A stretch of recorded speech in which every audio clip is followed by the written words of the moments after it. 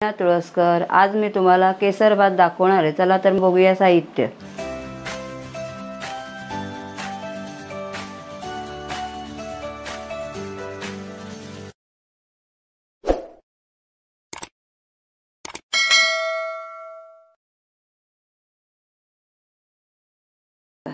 हा भात करून घेतलाय मी, पहिला शिजवून ठेवलाय कुकर मध्ये। म्हणजे आपण नारळी भात कसा करतो तसा हा केसर भात करायचा आहे। मापाप्रमाणे घ्यायचं। ह्या पेला भरूनच मी तांदूळ घेतलेले, तेवढाच पेला भरून मी त्याच्यामध्ये पाणी घातलं आणि तेवढीच पेला भरून मी साखर घेतलेली आहे। मापाबरोबर सगळं घ्यायचं आहे। तुम्हाला जेवढं करायचं आहे ना ते मापच घेऊन तुम्ही करायचं आहे केसर भात।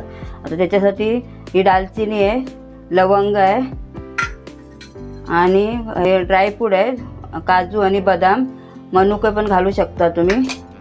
थोडंसं तूप टाकायचं आहे भातावरती आणि ते मोकळा करायचं आहे आणि साखरेबरोबर साखरेत पाणी घालून साखरेच्या बरोबर ते पाणी उकळत ठेवायचं, पाक तयार करायचा आहे। त्याच्यामध्ये थोडीशी वेलची पूड टाकायची आहे, जायफळ आणि वेलची पूड एकत्रच आहे माझ्याकडे केलेली, आणि थोडंसं चवीपुरतं मीठ।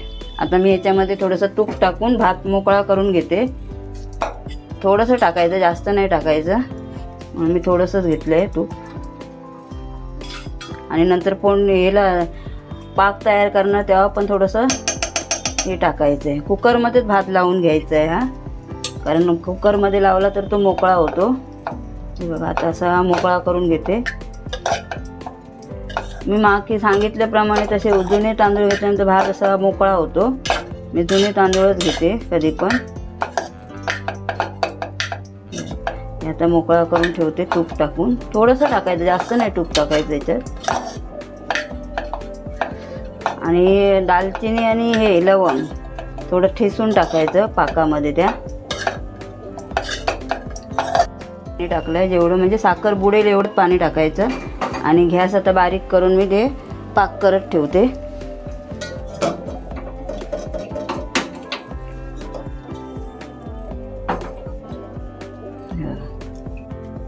आता मी हा पाक घट्ट होत आलाय।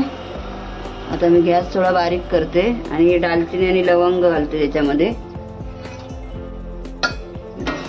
ढवळून घेते आणि काजू आणि बदाम हे पण घालून घेते।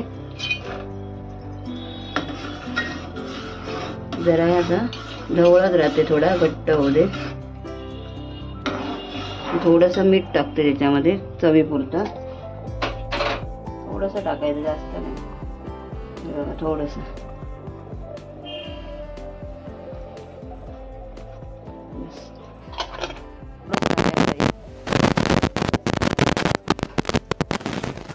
थोडंसं टाकलं, जास्त नाही, अर्धा चमचा जायचं टाकायचं।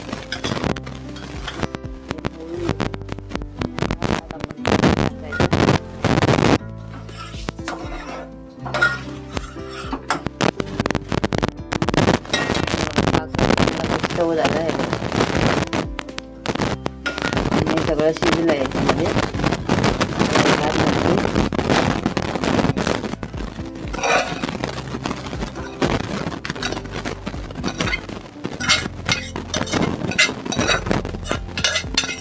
गॅस मी बारीकच केलेला होता।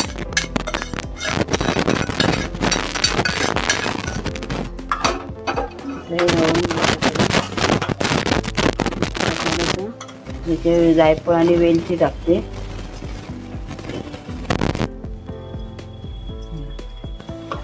आता ढवळून घेते आणि